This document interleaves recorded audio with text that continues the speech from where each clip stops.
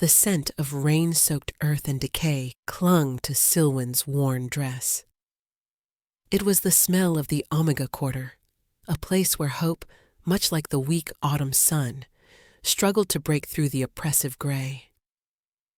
She clutched the small, calloused hands of her twin daughters, Elindra and Netheris, their bright eyes the only stars in her perpetually twilight world. Here, on the fringe of the Blood Moon Pack, she was less than a shadow.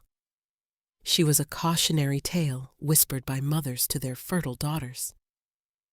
She had once been Lord Osvarn's chosen mate. She had been praised for her gentle nature, her wide, hopeful eyes. Then she had failed. She had given him daughters. 2 of them. In a pack that worshipped strength and prized male heirs above all else, she had offered only liabilities. Osvarn's praise had curdled into scorn, his touch into blows. He had cast her out, marking her as a barren Omega, a cruel, inaccurate title that served his pride, and tossed her into this hovel to rot. "Mama, are you cold?"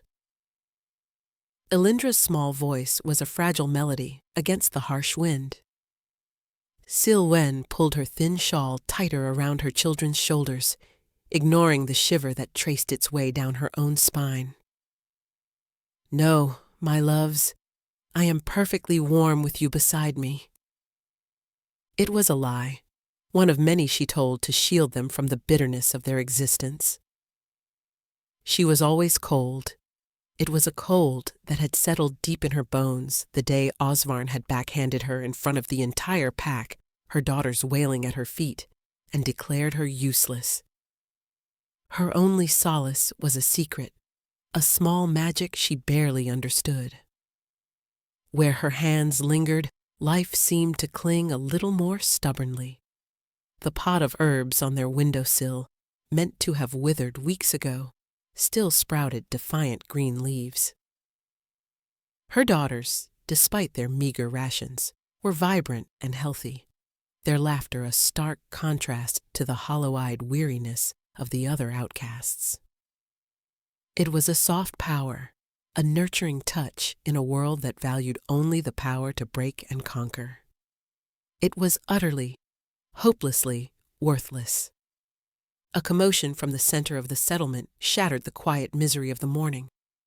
Shouts and the heavy, rhythmic tread of armored paws echoed through the muddy laneways. Fear, sharp and metallic, spiked the air. This was not the familiar cruelty of the pack enforcers. This was something else, something foreign and immense. "Stay behind me!" Silwen whispered, pulling her girls tight against her legs. She peered around the corner of their shack, her heart hammering against her ribs. The pack was assembled in the main clearing, their usual arrogance replaced by a tense, fearful submission. Even Lord Osvarn, his broad shoulders hunched, looked small. Dominating the clearing was a figure cloaked in shadows and silence. He was massive, larger than any wolf she had ever seen, his fur the color of a starless midnight. An aura of ancient power and profound cold radiated from him, making the very air seem to thin and crackle. This was the Alpha King, Morvain of the Shadowfang Dominion, a name that was a curse on the lips of his enemies and a prayer on the lips of his subjects. His lands were said to be vast, his armies invincible, and his heart a shard of ice. Legends claimed his touch withered life, that his kingdom was a blighted wasteland that mirrored the decay in his soul. He had come to collect the biannual tribute. "Lord Osvarn!"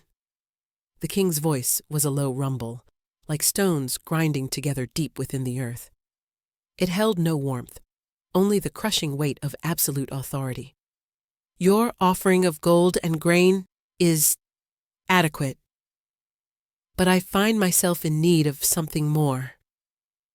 Something living. A collective gasp rippled through the pack. A living tribute. It was unheard of. It meant a sacrifice. Osvarn paled, his eyes darting around his pack, searching for a worthy yet expendable offering. Silwen's blood ran cold. She knew that calculating look. She had seen it 1,000 times, right before his hand had struck. His gaze swept past the terrified families, past the strong warriors and the fertile she-wolves. Then his eyes landed on her. A slow, cruel smile spread across his face, a mask of salvation and malice. He had found his perfect offering. A useless Omega and her 2 worthless daughters. A tribute that would cost him nothing and rid him of a public shame. "Alpha King!" Osvarn boomed, his confidence returning. "We have a most unique offering for you, a symbol of our pack's resilience." He gestured toward Silwen. "This is Silwen, an Omega of rare fortitude. And her offspring." 2 of Osvarn's guards shoved their way through the crowd, their hands grabbing Silwen's arms. She cried out, more in fear for her daughters than for herself. They were wrenched from her side, their small cries piercing her heart. She was dragged forward, stumbling in the mud, and thrown at the feet of the Shadow King. She landed hard, the damp earth cold against her cheek. She could feel his gaze on her, heavy and suffocating. This was it. This was the end. Her only regret was that her daughters would have to watch. Silwen forced herself to lift her head, defiance a flickering ember in the storm of her fear. She would not cower, not in front of the man who had broken her, and not in front of the monster who would end her. Her eyes met the Alpha King's, and the world seemed to fall away. They were not the cold, dead eyes of a tyrant she had expected. They were the color of molten gold, shot through with veins of shadow, and they held a weariness so profound it seemed to pull at the very air around him. Power radiated from him, yes, but it was a lonely, desolate power. He looked at her, his gaze sweeping over her torn dress and the fading bruises on her arms, and for a fleeting moment she saw not contempt, but a flicker of something else. Recognition? No, that was impossible. It was more like curiosity. "She has borne you no sons," King Morvain stated, his voice flat. It was not a question. His golden eyes flickered to Osvarn, a subtle challenge in their depths. Osvarn puffed out his chest. "She is defective, my king, but her bloodline is old. Perhaps her resilience will be of some service to you." The lie was slick and practiced. He was framing his cruelty as a gift. Morvain's gaze returned to Silwen, then shifted to where the guards held her trembling daughters. Elindra was clutching a small, purple wildflower she must have plucked from the edge of the woods that morning. It was her favorite kind, a stubborn little bloom that grew where nothing else would. The Alpha King moved, his steps silent and deliberate. The pack held its breath. He stopped before her daughters, his immense shadow falling over them. He was a mountain of dark fur and muscle, a creature of nightmare. Netheris hid her face in the guard's leg, but Elindra, ever the brave one, stared up at him, her chin wobbling as she clutched her flower like a talisman. He knelt, a slow, creaking motion, bringing himself closer to their level. The gesture was so unexpected it sent another ripple of shock through the crowd. Kings did not kneel, especially not for the cast-off children of an Omega. He extended a hand, his long black claws carefully retracted toward Elindra. He did not try to touch her, but gestured toward the flower. "What is this?" he rumbled, his voice softer now, though no less intimidating. "A star petal," Elindra whispered, her voice barely audible. As his hand drew near, the vibrant purple petals of the flower began to curl inward. The green stem turned a sickly brown, and the bloom shriveled, turning to gray dust before it even touched his skin. It happened in an instant, a small, silent death. A collective gasp went through the pack. Black magic, a curse. The whispers started, venomous and fearful. But Sil-Wen saw something else. She saw the flash of raw, agonizing pain in the king's golden eyes. It was a look of self-loathing so intense it was like a physical blow. He snatched his hand back as if burned, his fist clenching at his side. The mask of cold indifference slammed back into place, but she had seen it. The crack in the armor. This feared king, this monster. He was wounded. He rose to his full height, turning his back on the dead flower and the terrified child. His aura of coldness intensified, a shield against the prying eyes of the world.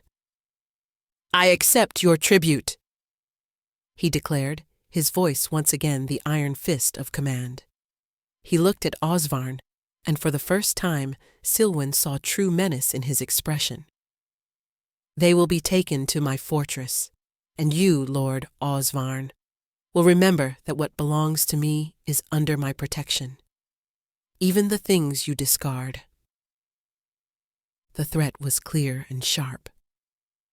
Osvarn's face tightened, his victory souring into unease. He had meant to be rid of a problem, but he may have just handed his enemy a weapon. Morvaine's guards, clad in black armor that seemed to drink the light, moved forward. They were efficient and impersonal. They released her daughters, who immediately scrambled to her side, and then two of the guards flanked her, their presence a cage of steel. "Mama!" Nithera sobbed, burying her face in Sil-Wen's dress. Sil-Wen wrapped her arms around them, whispering soothing words she did not feel. She was being taken from the only world she had ever known, a world of pain and humiliation, and delivered into the hands of a cursed king who killed flowers with his very presence. She had no idea if this was a death sentence or a reprieve. She only knew that as she was led away, the weight of King Morvaine's golden eyes followed her, filled with a desolate hunger she could not begin to comprehend. The journey to the Shadowfang Dominion was a blur of gray landscapes and oppressive silence.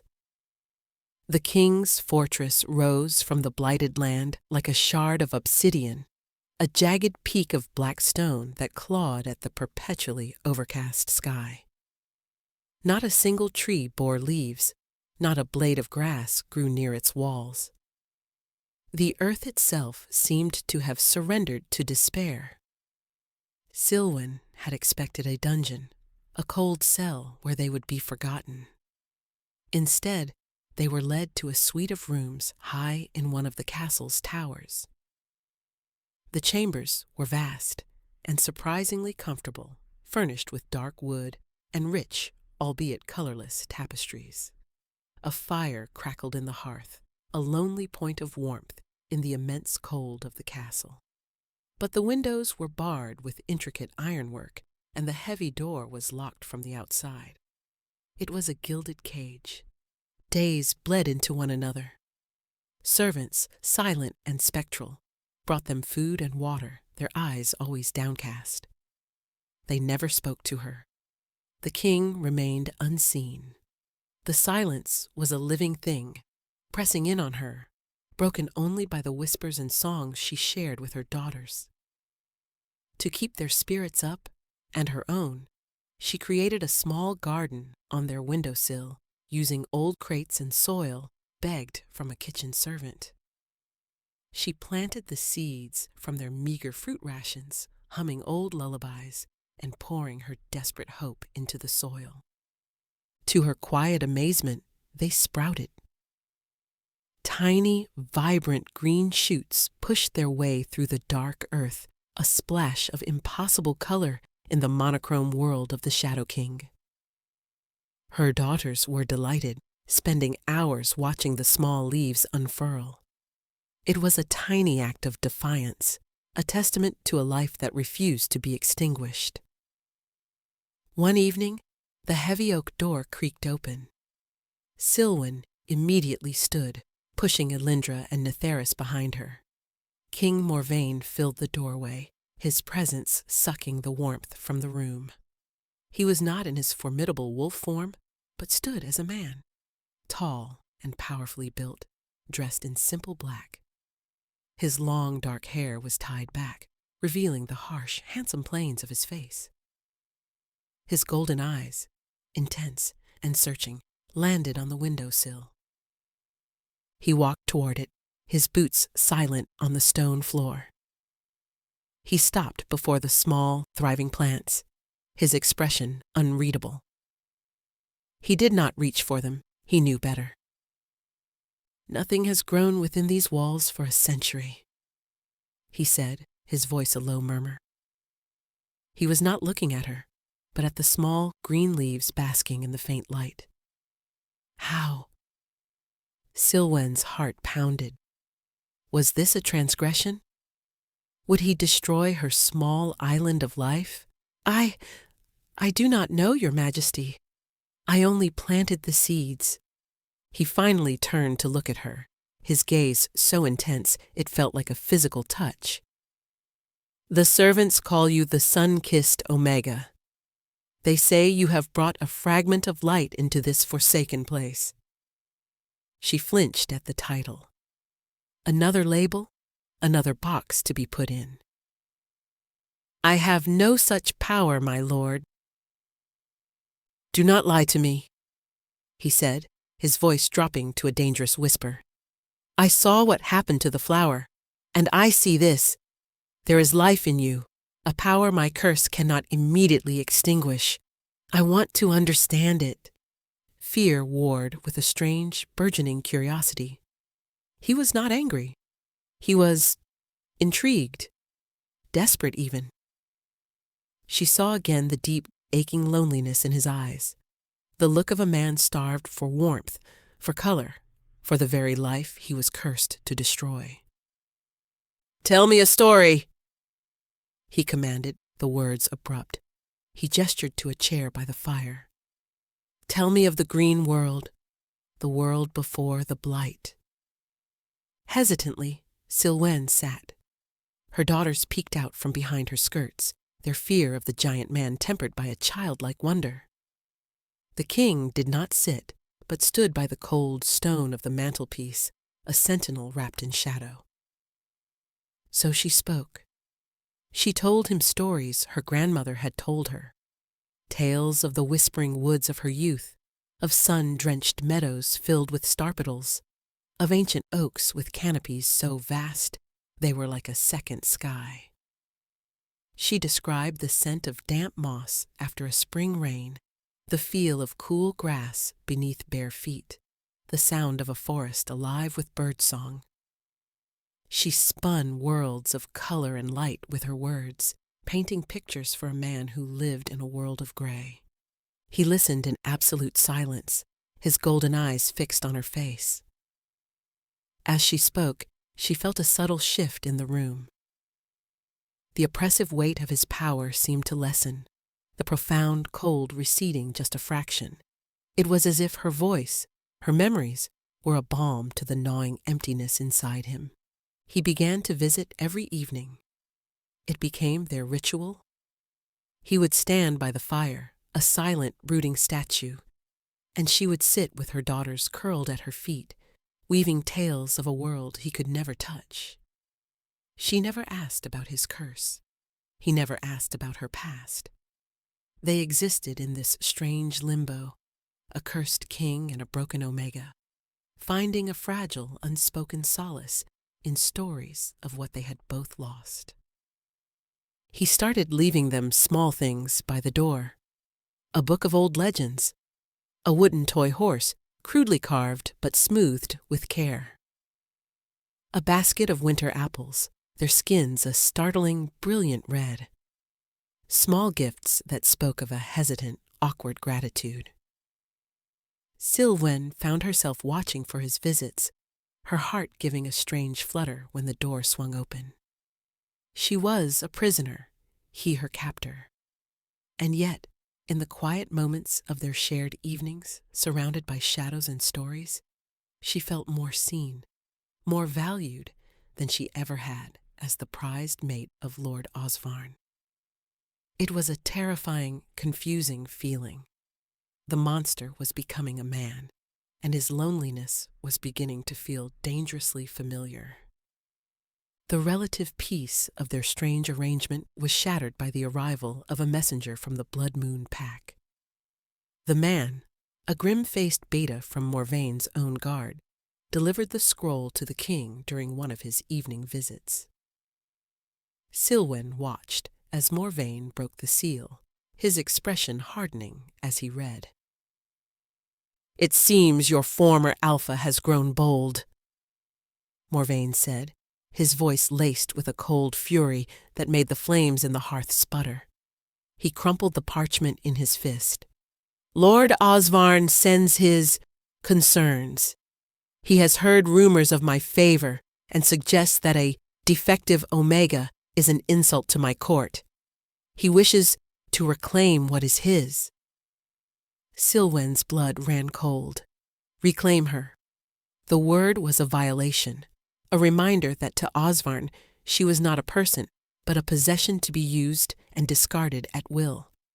The thought of his hands on her again, on her daughters, sent a wave of nausea through her. "He cannot," she whispered, the words catching in her throat. Morvaine's golden eyes snapped to hers, the fury within them banked but still burning hot. "He will not. You are under my protection now. He seems to have forgotten that." He tossed the crumpled scroll into the fire, where it blackened and turned to ash. "But his insolence reveals a deeper problem. There are those in my own dominion who share his views. They see you as a weakness, a distraction." His words hung in the air, a chilling reminder of her precarious position. She was not just a prisoner. She was a political pawn, a symbol of the king's inexplicable departure from tradition. From that day on, the atmosphere in the castle shifted. The silent servants now cast furtive, resentful glances her way. Whispers followed her in the rare moments she was allowed to walk the corridor outside her rooms with a guard. The king's visits became shorter, more fraught with tension. The weight of his kingdom and the dissent her presence was causing pressed down on him. One afternoon, a different servant brought their meal. She was an older she-wolf, her face a mask of pinched disapproval. She set the tray down with a clatter, her eyes lingering on the vibrant plants on the windowsill with open disdain. "Unnatural," the woman muttered, just loud enough for Sylwen to hear. "The king wastes his time with barren novelties while the dominion withers." The word barren was a physical blow, striking the same old wound Osvarn had carved into her soul. Sylwen flinched, pulling her daughters closer. The woman sneered and left, slamming the door behind her. Later that week, the true threat revealed itself. King Morvaine was late for his evening visit. Sylwen paced the room, a knot of anxiety tightening in her stomach. The girls were already asleep, their small faces peaceful in the firelight. When the door finally opened, Morvaine stumbled in, leaning heavily against the frame. His black tunic was slashed across the ribs, and a dark, viscous fluid, too dark for blood, was seeping through the fabric. His face was pale, his breathing ragged. "Your Majesty!" Sylwen gasped, rushing to his side. "Rebels!" he grunted, waving off her attempt to help him. "An ambush in the lower passages. Sympathizers of the old ways. They believe I am weakened." He pushed himself away from the door and staggered toward a chair, sinking into it with a groan. She could see the wound more clearly now. It was not a clean cut. The edges were blackened, necrotic, as if the blade that struck him was poisoned. But she knew it was not poison. It was his own curse, turning a simple wound into a festering, life-devouring rot. His body was attacking itself. "The physicians cannot help," he said, his voice strained. "Their poultices turn to ash when they touch my skin. It will heal, eventually, in a month or 2. He tried for a sardonic smile, but it became a grimace of pain. Silwen looked at the decaying wound, at the sheen of cold sweat on his brow, and at the deep lines of agony etching his face. A month? He would be lucky to survive a week. The infection, fed by his own blighted nature, would consume him. And with him would die her only protector, leaving her and her daughters at the mercy of his enemies and of Osvarn. A desperate resolve hardened within her. She thought of her small, thriving plants. She thought of the life that flowed from her fingertips, a power she had always considered useless. Perhaps it was not. "Let me help you," she said, her voice firm. He looked up, his golden eyes clouded with pain. "You cannot. Nothing can. You are wrong." She knelt before him, her fear a frantic bird beating against the cage of her ribs. This was madness. He was the Shadow King. His touch meant death. But seeing him so vulnerable, so broken, she felt not fear, but a powerful, overwhelming urge to soothe, to heal.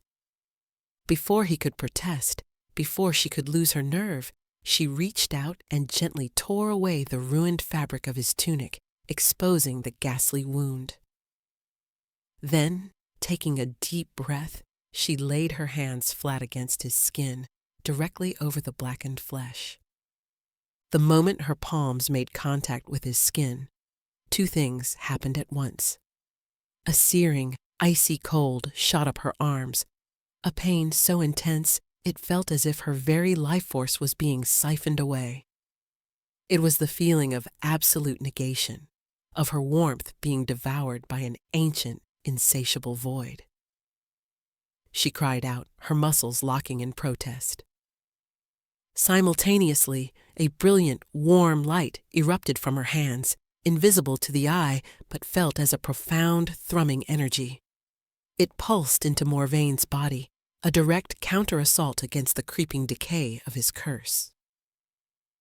She felt his entire body jolt under her touch, a sharp hiss of breath escaping his lips. It was not a sound of pain, but of pure, unadulterated shock. He stared down at her hands, his golden eyes wide with disbelief. Where her fingers pressed against his skin, the necrotic blackness was receding. Slowly, painstakingly, the dead flesh was giving way to healthy tissue. The sluggish, dark ooze from the wound began to flow red, the color of true, living blood. The rot was being held at bay, beaten back by the stubborn, defiant life that poured from her. It was agony. Every second felt like an hour, the cold of his curse leaching the strength from her bones. Sweat beaded on her forehead, and her vision began to swim. She felt herself weakening, the flow of her energy faltering. But she held on, fueled by a desperate, wild hope. She would not let this man die. She would not let her daughters be orphaned in this desolate land. "Enough!" Morvaine's voice was a raw, strangled command. He grabbed her wrists, his touch surprisingly gentle, and pulled her hands away from the wound. The connection broke. Silwen gasped, slumping to the floor, panting for breath. The strength had gone out of her limbs, leaving her trembling, and utterly spent, but the cold was gone, replaced by the familiar warmth of her own life. She looked up at him. The wound was no longer a festering pit of decay. It was still a deep, grievous cut, but it was clean. It was a wound that could heal. The curse's hold had been broken. Morvain stared at the place she had touched, then at her, his expression a maelstrom of emotions she could not decipher. Awe, confusion, fear, and something else, something tender and dangerously vulnerable. "What are you?" he whispered, the words filled with a reverence that stole her breath. "I am Silwen," she managed to say, her voice shaking. He reached out, his hand hesitating in the air between them, before his fingers gently brushed a stray strand of hair from her face. His touch was not cold. For the first time, it was warm, a faint, hesitant warmth, like the first rays of sun after a long winter. But it was there. The contact sent a shiver through her that had nothing to do with fear. In that moment, something ancient and powerful clicked into place between them. A bond, suppressed and ignored by him for his entire cursed life, flared into existence, roaring through her veins like a river of fire. It was a feeling of homecoming, of rightness, of two fractured souls recognizing their missing piece. The mate bond. It was undeniable, terrifying, and exhilarating all at once. He felt it too. She saw it in the sudden, sharp intake of his breath, in the way his golden eyes darkened with a possessive primal fire. All the loneliness, all the pain and isolation he had carried for centuries, coalesced into a single, desperate need. For her. "Mine!" he growled, the word a promise and a claim. It vibrated through the very stones of the castle. He knelt before her, his previous pain seemingly forgotten. He framed her face with his hands, his gaze searching hers, looking for something, for everything. "My entire life," he began, his voice thick with emotion. "I have been a blight, a walking plague. My touch brings decay. My presence withers the land. It is a curse passed down my bloodline for generations. It is why my kingdom is dying. It is why I can never have an heir, never know the touch of another without bringing them pain and death." His confession poured out of him, the desperate words of a man who had been silent for too long. "But you touch me, and you bring life. Your very presence makes things grow. You are the absolute antithesis to my existence. You are my cure." Tears welled in Silwen's eyes, not of sorrow, but of a profound, shattering empathy. The feared Shadow King was not a monster. He was a prisoner, trapped in a cage of his own cursed flesh. "You are not a blight," she whispered, her own hand rising to touch his cheek. He flinched instinctively, but did not pull away. His skin was warm beneath her palm. "You are Morvain." The use of his name, without a title, without fear, seemed to break something within him.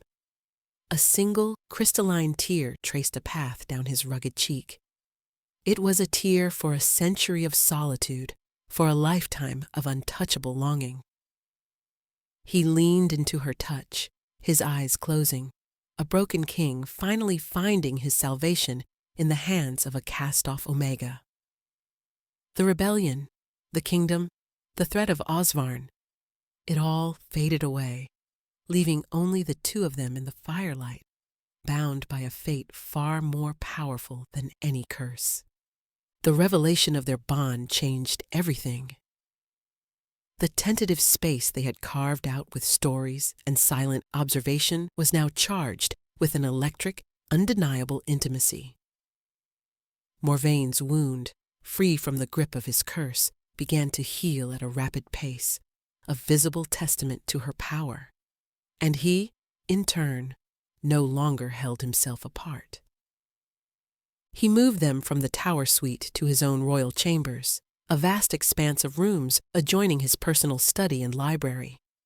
He declared them under his direct and personal protection, a decree that sent shockwaves through the court. The whispers did not cease, but they were now tinged with awe and fear, rather than mere contempt. The sun-kissed Omega had healed the unhealable king. She was no longer a novelty. She was a miracle, or a witch. The court was divided on which. For Silwen, it was a disorienting new reality. She was no longer a prisoner, but she was not yet a queen. She was his. The bond hummed between them constantly, a low thrum of awareness that made her acutely sensitive to his presence, his moods. When he was near, a sense of rightness settled over her. When he was gone, a phantom ache resided in her chest. He showed her a side of himself no one else had ever seen. The cold, ruthless king was replaced by a man of quiet intensity and a surprisingly gentle nature. He would watch her tend to her ever-expanding collection of plants, which now graced every windowsill in their chambers, his expression one of profound wonder. He played with her daughters, letting them braid starpetals into his dark hair, a sight so surreal it brought tears to Silwen's eyes. He was cautious, always, terrified of his curse reasserting itself, but the warmth in his touch was growing stronger each day. One evening, he led her to the castle's highest balcony. Below them, the blighted lands of the Shadowfang Dominion stretched out to the horizon, a tapestry of gray and brown under a bruised twilight sky. "This is my failure," he said, his voice quiet. "For generations, my ancestors ruled a green and fertile land. But the curse grew stronger with each passing king. With me, it has reached its apex. The land dies because I live." "It is not your failure," Silwen said, standing beside him. She resisted the urge to take his hand, the publicness of the balcony still a barrier. "It is a sickness, and sickness can be cured." He turned to her, a sliver of hope warring with a lifetime of despair in his golden eyes. "You are my only hope, Silwen, but the whispers in the court are growing louder. Lord Osvarn has been sending emissaries to my restless vassals, stoking their fears. He paints you as a sorceress who has enchanted me, a weakness that will be the final death knell of this kingdom. He is rallying them." The name Osvarn was a shard of ice in her heart. She had foolishly begun to believe she was free of him, that his shadow could not reach her here. "What will you do?" "I will not hide you away," he said, his voice hardening with resolve. "I will not treat you as a secret or a shame. You are my mate, my queen. It is time the entire Dominion knew it." He looked out at the dying land. "There is to be a formal coronation ceremony in 3 days. I will present you to the court and the assembled lords as my Luna Queen. We will face them together." The thought terrified her. To stand before a court of resentful, fearful wolves, to be judged and measured by their cruel standards, was a nightmare. She was Silwen, the barren Omega, the outcast. How could she be a queen? Sensing her fear through the bond, Morvaine's focus softened. He shifted, his body creating a barrier between her and the vast empty landscape, making the world feel smaller, safer. "You healed a king that healers have abandoned for a century. You bring life where there is only death. You have more strength in your gentle heart than any of those armored brutes have in their entire bodies. You were born to be a queen." His faith in her was a staggering, humbling thing. He saw not the Omega Osvern had shamed, but the woman who had saved him. Looking into his earnest, hopeful eyes, Silwen felt a flicker of that same belief ignite within herself. Perhaps he was right. Perhaps her soft power was not a weakness, but a different kind of strength, one this broken land desperately needed. Together, she agreed, her voice clearer and stronger than she expected. His smile was a rare and beautiful thing, transforming his harsh features into something breathtakingly handsome. It reached his eyes, chasing the shadows from their golden depths. In that moment, standing on a high balcony overlooking a dead kingdom, Silwen did not feel like an outcast. She felt like a woman standing on the precipice of a new world, with her king, her mate, by her side. But she could not shake the feeling that Osvarn's shadow was lengthening, and that their public declaration would not be a resolution, but an invitation to war. The throne room was a cavern of black marble and cold silence, built to intimidate and awe. Today it was filled with the assembled vassals of the Shadowfang Dominion, a grim collection of alphas and betas whose faces were carved from stone and suspicion. They stood in rigid formation, their armor gleaming dully in the light of the high, narrow windows. The air was thick with tension, a palpable cloud of resentment and fear. Silwen stood beside the throne, Morvaine's hand a warm, solid presence at the small of her back. She wore a gown of deep midnight blue, a color he had chosen, that shimmered with threads of silver like a star-strewn sky. It was more beautiful than anything she had ever owned, but it felt like a costume. Beneath the fine silk, her heart hammered a frantic rhythm against her ribs. Elindra and Netheris stood near the dais with Adric, Morvaine's loyal and stoic beta, their small hands clutching his armored leg. "Lords of the Dominion!" Morvaine's voice boomed, echoing off the stone walls, imbued with the absolute power of an Alpha King. "You have been summoned to bear witness. For too long, our lands have suffered. For too long, our people have lived under the shadow of a curse that has drained the life from our home and our hope." He paused, his gaze sweeping over the stern faces of his vassals. "But the long night is ending. A new dawn has come to the Shadowfang. Fate has brought me my mate, my salvation." He turned to her, and the raw adoration in his eyes was so potent it made her forget the hostile crowd. He took her hand, his touch sending a wave of warmth and strength through her. He raised it for all to see. "I present to you, Silwen, of the sun-kissed soul. She is the harbinger of life, the healer of our blighted lands. She is my mate, my equal, and your Luna Queen." A stunned, heavy silence fell over the throne room. It was not the reaction Morvaine had hoped for. The lords exchanged dark, troubled glances. A queen who was not of a noble bloodline? A cast-off Omega from a minor pack? It was a breach of every tradition they held sacred. A lord at the front, a grizzled old wolf named Lord Iltheron with a face like a knotted oak, stepped forward. "Your Majesty, we rejoice in any hope for the kingdom. But this is irregular. The woman is an Omega. She was cast out for being barren." "Barren?" Morvaine's laugh was a dangerous, rumbling sound. He gestured to Elindra and Netheris.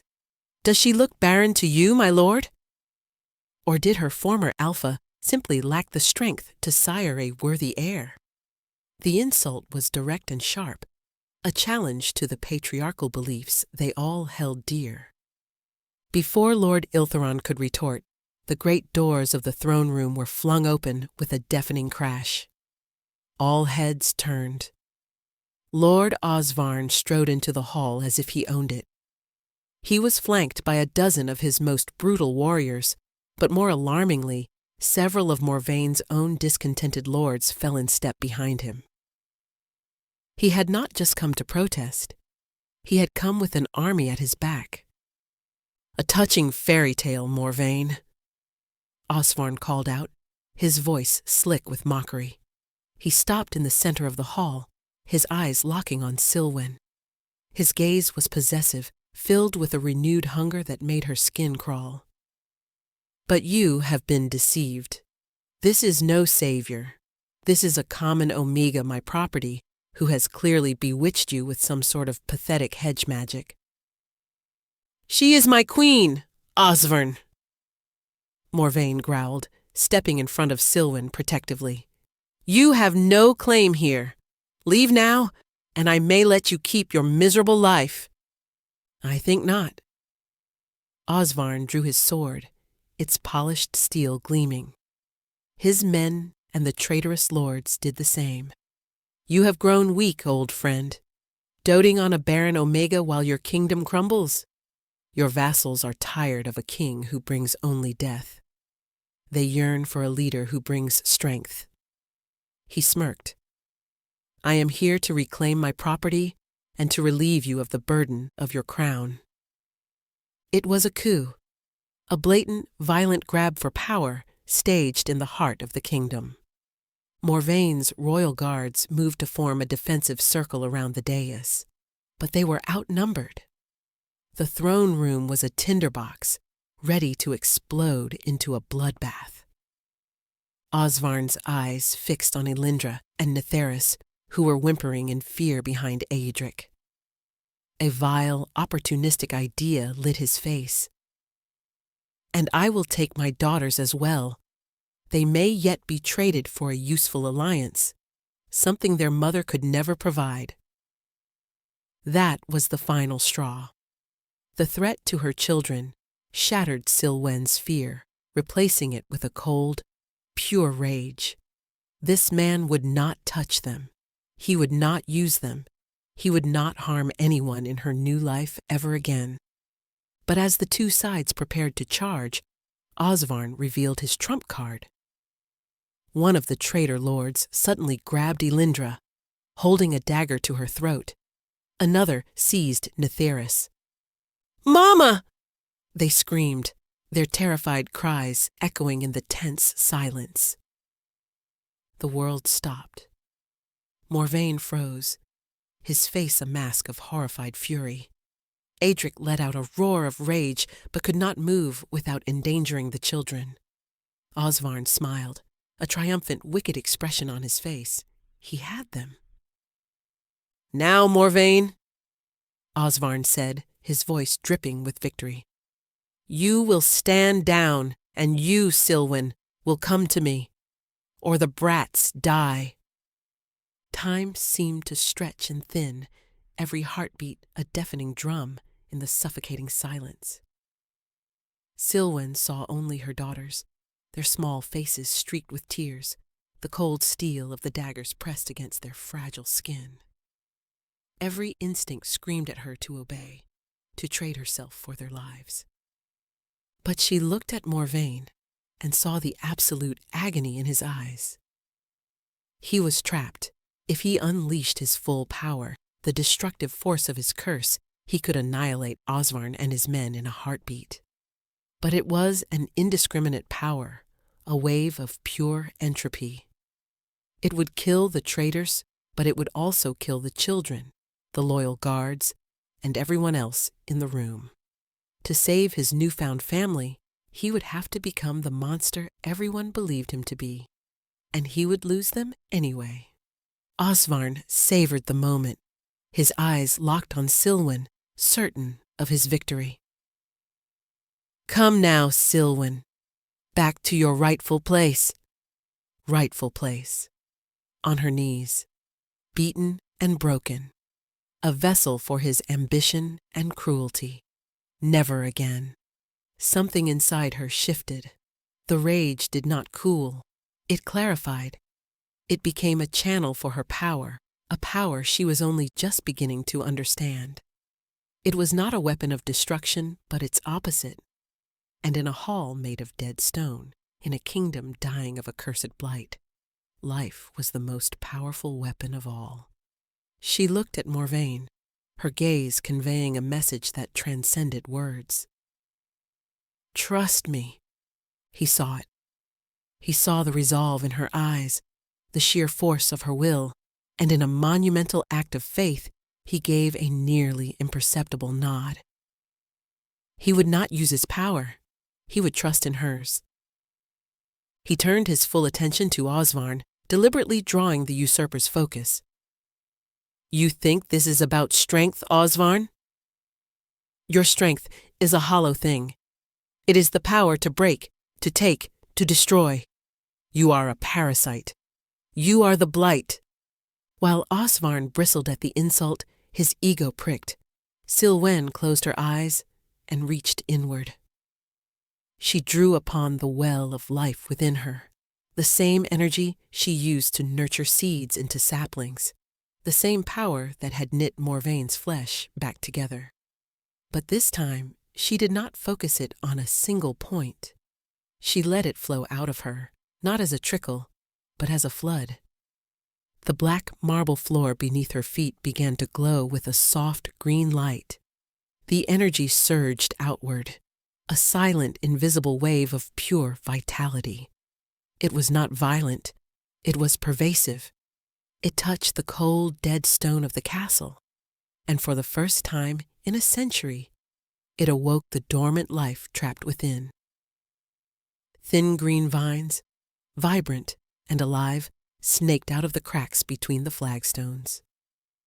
They grew with astonishing speed, thick and strong, wrapping around the legs of Osvarn's men. The traders cried out in shock, stumbling as their feet were ensnared. The man holding Elindra gasped as a thorny vine coiled around his dagger arm, forcing him to drop the blade.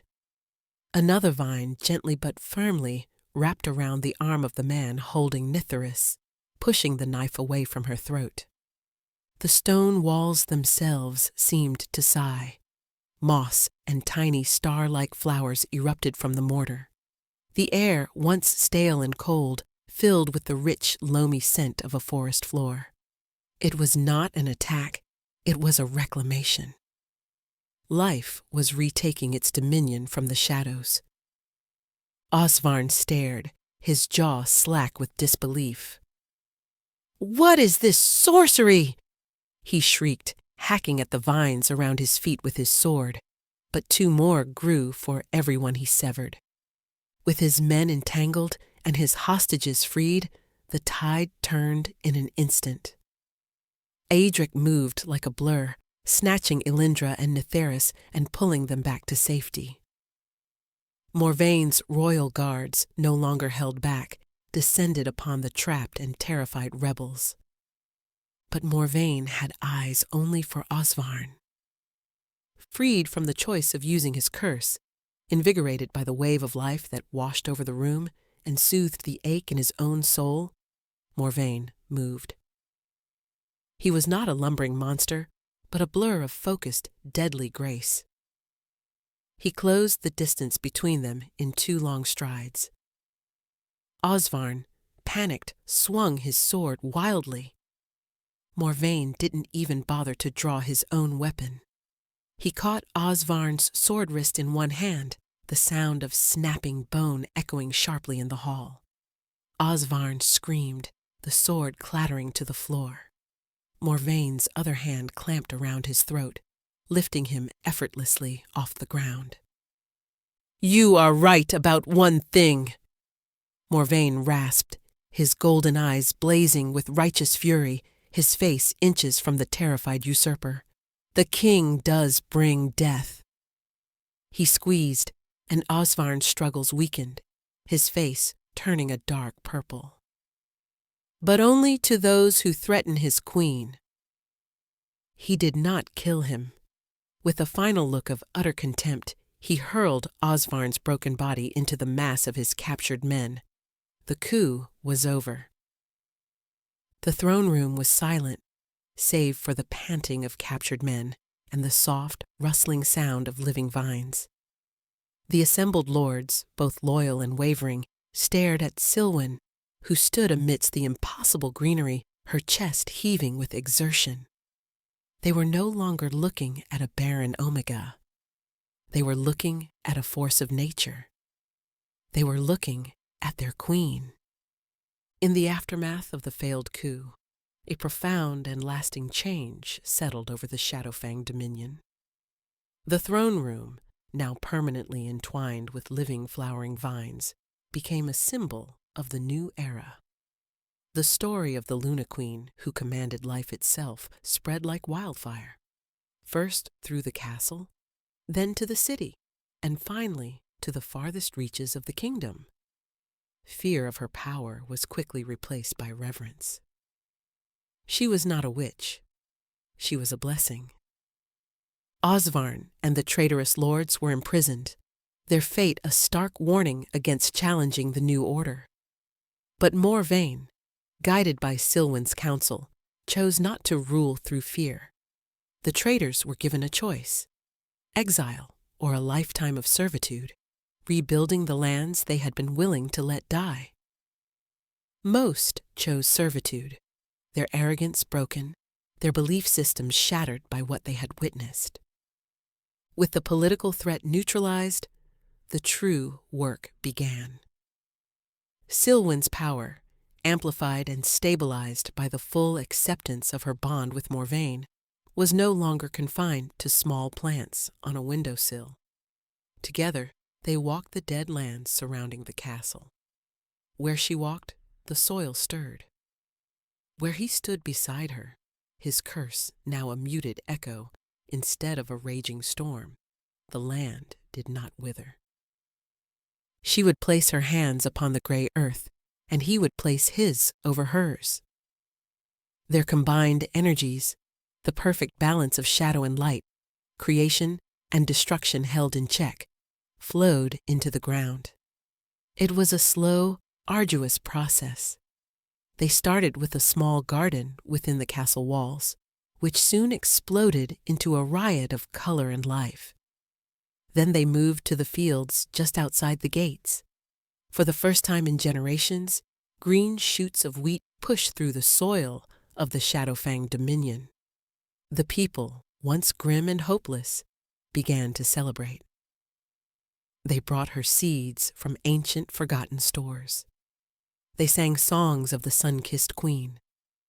Her daughters, no longer objects of scorn, were beloved princesses, their laughter echoing through halls that had known only silence. They would run through the newly green gardens, chasing butterflies that had miraculously appeared, a sight that brought both Silwen and Morvain a deep soul-healing joy. One evening, months after the confrontation, Morvain led her back to the high balcony. The sun was setting, painting the sky in hues of orange and purple. Below them, the landscape was no longer a uniform gray. Patches of vibrant green were spreading outward from the castle, a slow, determined wave of life pushing back the blight. "I never believed I would see this again," Morvain said, his voice thick with emotion. He wrapped his arms around her from behind, pulling her back against his chest. His touch was completely warm now, a comforting, solid presence. "You have not just saved me, Silwen. You have saved us all." She leaned her head back against his shoulder, content in his embrace. "We saved us all. Your faith in me, it was the key." "My love for you was the key," he corrected her gently, pressing a kiss to her temple. "Faith was simply the consequence of that love." The mate bond between them was a constant, steady hum of affection and deep, unconditional acceptance. He had seen her at her lowest, and she had seen him at his most broken. There were no secrets, no walls between them. She was no longer just his mate or his queen. She was his partner in every sense of the word. His counsel now sought her opinion on matters of agriculture and community, her innate understanding of nurturing and growth proving just as valuable as Morvaine's centuries of strategic knowledge. She felt a sudden wave of dizziness and leaned more heavily against him, one hand instinctively going to her stomach. Morvaine stiffened, his senses finely attuned to her through the bond, picking up on the subtle change in her body. "Silwen, are you all right?" A slow, wondrous smile spread across her face. It was a feeling she had not had in years, but one she recognized instantly. It was the faint, fluttering whisper of a new life, a new beginning. She turned in his arms, her eyes shining with tears of joy. She took his large, calloused hand and placed it on her still flat abdomen. "The blight is not just gone from the land, my love," she whispered. He stilled, his breath catching in his throat. His eyes widened as the realization dawned, as he felt the faint, miraculous spark of life through their bond, a life that was a part of him, a part of her, a life that should have been impossible. His curse had not just been healed, it had been utterly and completely erased. His carefully constructed composure shattered. He let out a sound that was halfway between a laugh and a sob, sweeping her up in his arms and burying his face in her hair. He was going to be a father. The Shadow King, the last of a cursed line, would have an heir. His kingdom had a future. His family had a future. Their love had not just healed the past, it had created a new one. The news of the Queen's pregnancy sent a wave of unadulterated joy through the Dominion. It was the final, undeniable proof that the curse was broken and a new age had begun. The once feared Shadowfang Kingdom became a place of pilgrimage for scholars and healers, all eager to study the miraculous revitalization of the land. Silwen, the once scorned Omega, was now revered, her story a legend told at every hearth. Her pregnancy progressed easily, a stark contrast to the difficult, stressful time she had endured carrying Elindra and Netheris under Osvarn's cruel watch. Here she was cherished. Morvaine was a doting, almost comically overprotective mate. He catered to her every craving, insisted on carrying her up flights of stairs, and read ancient histories to their unborn child every night, his deep rumble a soothing presence against her belly. Elindra and Netheris were ecstatic. They would press their ears to their mother's stomach, giggling at the faint kicks from their future sibling. They were no longer the useless daughters of a barren Omega. They were princesses, confident and loved, their days filled with lessons from Morvaine's finest tutors and adventures in the flourishing royal gardens. They were healing from their traumatic early years, their laughter the sweetest music in the castle. As her time grew near, Morvaine's anxiety mounted. He had Adric, his ever-loyal Beta, triple the guard around the royal chambers and personally interviewed every midwife and physician in the kingdom. "Morvaine, my love," Silwen said one evening, taking his restless hands in hers. "Everything will be fine. This child is a symbol of life, not fear." "I have spent centuries bringing only the opposite," he confessed, his golden eyes shadowed with the memory of his past. "The fear is not for you or the child. It is for myself. I am terrified of failing you, of not being the father this child deserves." "Look at Elindra and Netheris," she said softly. "You are already the father they deserve. You taught them to be brave. You showed them that a man's strength is in his kindness, not his cruelty. You healed their hearts, Morvaine, just as I healed your wound." His fears assuaged, he knelt and pressed a gentle kiss to her swollen belly. Our son will be a prince of a green kingdom. He will never know the blight. When the time came, the labor was long but filled with support and love. Morvain refused to leave her side, holding her hand, whispering words of encouragement, his strength a steady anchor in the sea of pain. Finally, with the first light of dawn streaming through the windows, a healthy, robust cry echoed through the chambers. The midwife, her face beaming, wrapped the newborn in a soft blanket and handed him to Silwen. He was perfect. He had a shock of his father's dark hair, and when he opened his eyes, they were the same molten gold. But there was no shadow in them, no hint of the ancient curse. There was only the pure, innocent light of a new life. Silwen looked at Morvain, her heart so full it felt it might burst. His face was a study in awe and love, tears streaming unashamedly down his cheeks as he looked at his son. He gently reached out a finger, stroking the baby's soft cheek. The infant instinctively grasped it, his tiny hand wrapping around the king's finger. The touch was warm, living, and real. The cycle of pain was broken. "What shall we name him?"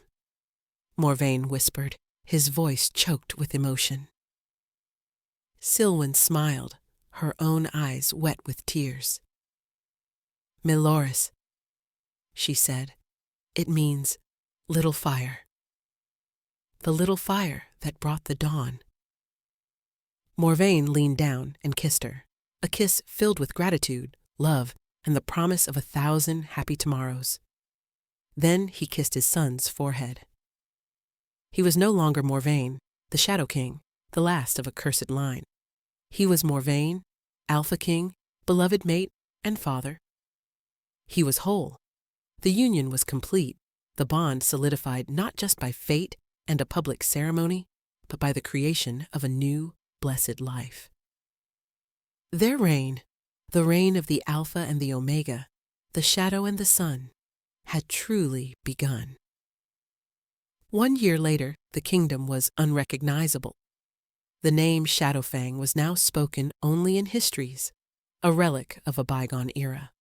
The people now called it the Verdant Dominion, a land of rolling green hills, lush forests, and fields heavy with golden wheat.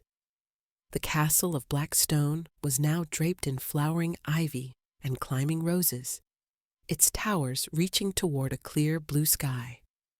Queen Silwen stood on the high balcony, her son, Meloris, balanced on her hip. He was a sturdy toddler with his father's serious golden eyes and her own gentle smile. He babbled happily, pointing a chubby finger at a butterfly that fluttered past. Beside her, Elindra and Nitharis, now blossoming young girls, were weaving crowns from the star petals that grew in abundance in the balcony planters. The sound of heavy boots on stone announced the arrival of the king. Morvain strode onto the balcony, his formal black tunic replaced by a simple, comfortable linen shirt. The lines of ancient pain were gone from his face, replaced by the easy confidence of a happy, beloved man. He came to Silwen's side, wrapping an arm around her waist and dropping a kiss on Meloris's dark hair. "Look at them," Morvain murmured, his gaze sweeping over his daughters, then his son, and finally settling on his mate. "Our family." "Our kingdom?" Silwen added, leaning her head against his shoulder. From this vantage point, they could see the people in the city below bustling with peaceful energy. Children played in the new town square, and merchants called out their wares in a dozen different dialects. The Dominion was prosperous, and more importantly, it was happy. Their union had brought more than just an end to a curse. It had transformed their society. The old ways of valuing only brute strength and male heirs had crumbled. Silwen had championed education for all children, boys and girls, and established guilds for healers and artisans.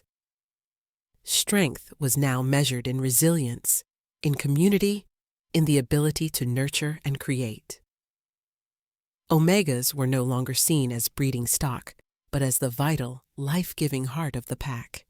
Adric, now Lord Commander of the Verdant Guard, entered the balcony and gave a respectful bow. "Your Majesties, the delegates from the southern packs have arrived. They come seeking an alliance and to learn your methods of crop revitalization." "Tell them we will see them shortly," Morvain said, his eyes still on his family, "and that the first lesson is that a kingdom's greatest resource is not its soil, but its queen." Adric smiled, a rare sight, and retreated. Morvain turned Silwen to face him, his golden eyes soft with a love that had only deepened with every passing day. "Do you remember the day I first saw you, a terrified, defiant woman in the mud, protecting her children?" "I remember a lonely king who killed flowers," she teased gently, her hand coming up to cup his cheek. "And you made them grow again," he whispered, his voice thick with gratitude, "in the land and in my heart." He leaned in and kissed her, a deep, lingering kiss that spoke of shared trials and shared triumphs. It was the kiss of two souls who had been broken apart and had found a way to become whole together. Malorus giggled, patting his father's face. Elindra and Netheris ran to them, holding up their finished flower crowns. Morvain knelt and allowed them to place one on his head, a comical circlet of purple and green on the mighty Alpha King. He placed the other on Silwen's head. She looked at her reflection in the glass of the balcony doors. She saw a woman crowned in flowers, a child in her arms, two beautiful daughters at her side, and a king who adored her. She was no longer Silwen the barren, the outcast, the broken. She was Silwen, the sun-kissed queen, the mother of the verdant dominion, and the beloved mate of the man who had found his salvation in her love. She was home,